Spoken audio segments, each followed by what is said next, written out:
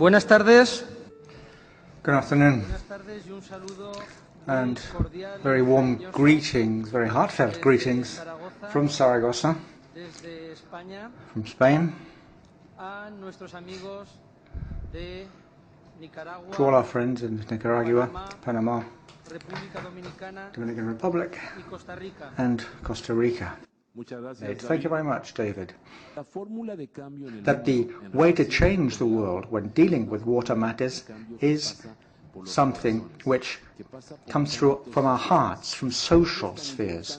That it's important to talk about technology today, but perhaps even more important to talk about social development. Today, communication, education, and cultural development are the three pillars to construct a new water paradigm and sustainable development. These changes need to be brought about. We need to create these changes, and we need to do this. And this will enable us to contribute to making this world a better place to live in. Perhaps we could begin with Nicaragua. Well, we're saying that one of the main ideas we have in this country, which has not promoted values of care for water, is the idea of abundance of water in this country. As our country says, Nicaragua. The idea of water is in the name of our country. Here is water is free, and so everyone is entitled to access and may be misused or wasted, whichever way you like. It's a new idea, this idea of water as a problem, not the lack of water so much, but as a contamination of water sources. Knowledge also has a role. If you don't deal with the knowledge issue, then we have a very serious problem, because that means we are dealing with water which is not really a very well-known factor to everyone. We keep talking about being rational, and that means planning. And that's not something that any 4 people can do or any computer can do. We need all the stakeholders involved. In Costa Rica we have a very clear problem with tourism. There are communities in this country that have no water for 20 hours a day and who make a very responsible use of water. When we have hotels in some very touristy areas that have green golf courses all year round, when we live in the dry tropics, I think that means that we should all consider ourselves to be citizens of the world, those of us who are members of NGOs, but also those who are members of political parties and government. But I would insist that we need a dual approach. We are between drinking water, which is the crisis, which is taking us to the verge of disaster, and non-drinking water and popular. Some people use one well for drinking water and uses water, rainwater, for all other uses at the home, and this is popular wisdom here in Costa Rica. So we need to make a decision, the difference between drinking water and non-drinking water. So this is dual use of water is important. And finally, here in Costa Rica, we've carried out an experiment to provoke a water crisis.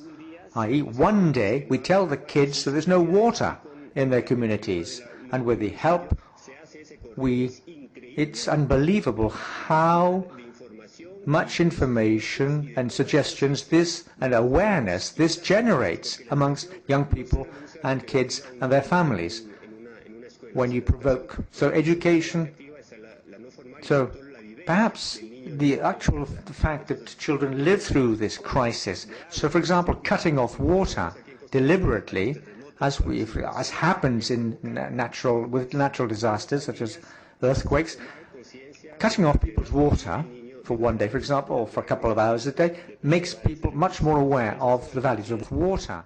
Panama. Adelante, por favor. You have the floor.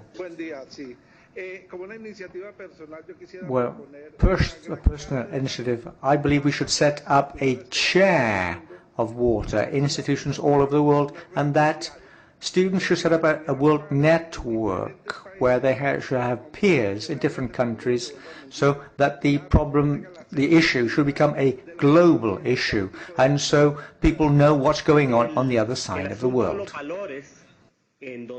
This issue of values, where we could perhaps find the solution to the issue of water, we should include a series of things which are failing in Nicaraguan society. We believe that the government needs to make a substantial investment in raising public awareness. And we usually end up talking about accountability and transparency, responsibility, integrity, and there are a lot of initiatives that are now based on values such as fairness and knowledge and connectiveness and respect and responsibility in order to mitigate corruption and to improve services in the water sector. For example, in Argentina, there was corruption in the water sector, and the government officials signed an integrity pact that they would be honest and wouldn't take bribes, and that actually helped in the long run. And also, in addition, they had public hearings with the people to hear what the needs are and what types of problems and types of corruption that are being conducted in the water sector. One way of doing it is by provoking crises. It's at a moment of crises when societies and people change very, very quickly, change our values very quickly. Someone who has just been ditched by their girl or boyfriend is a completely different person 3 months later. They change completely because of a love crisis. Well, because of a health crisis, people have heart attacks, and after 2 months they've stopped smoking, they are eating well, they've changed their jobs, they look at life in a different way, they have undergone a sea change in their life. This is what we need, this kind of change or crisis.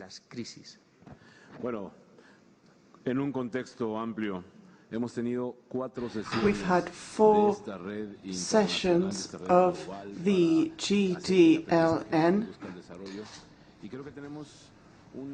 and I think we've a huge flow of great results. 20 countries have participated in the 4 sessions. We've focused on 2 main issues, values, and we have certain difficulties about interpreting values, but some values have come out of the closet, as Victor Vinuales has said, and this is all part of the context. We are establishing the basis for water education, and that produces results. And for me, personally, there are still some questions for the Water Tribune. We have to make a much bigger effort to go from saying, what do we need to do, to how do we do it? In The Hague in 2000, we said we had to make people aware, and we've heard it again today. Well, it's not so much saying we need awareness, it's how are we going to make people really aware? How will people take ownership? After these 4 sessions of the GDLN, I think, can we say the best is yet to come, and that we need to persevere in our pursuit of new inroads.